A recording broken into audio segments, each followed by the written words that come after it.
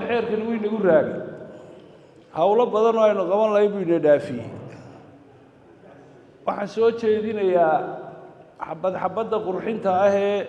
tan maxamed cabdiraxmaan imka sheegayay mid sahal sheegayay macdan dhaqameed wax la yiraahdaa ma jiro waa xeer dhaqameed ka raacaya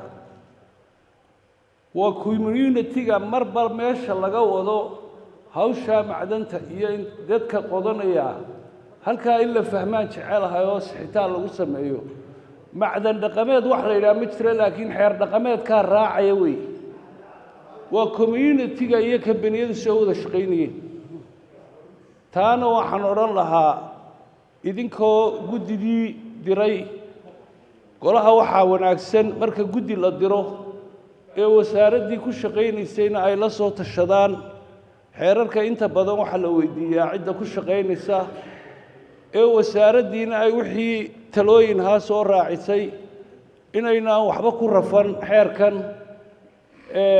inta qurxinta ah ee mudanayaashu soo jeediyeen labada xubnood ee guddida ay wasaaraddu magacawdo iyo tiis hal sheegay nimka afka ku dhuftay xeer dhaqameedka iyo macdan dhaqameed ma jirto wax la yiraahdo macdan dhaqameed miyaa maqasheen xeer dhaqameed ka raacaya waa community-ga iyo dadka kambaniyada leh maadaama mudanii ugu dambeeyaan hadda waxaan ku gabagabeynayaa guddoomiye iyo mudanayaal inay guddiyaduna is ixtiraamaan tacab badan bay soo geliyeen wixii quruxee golaheena xoghaynta iyo shirguddoonku qurxinayaana waa halkiisa xeerka aynu sidiisa baahi weyn baa loo qabaa aynu duuduub ku ansixino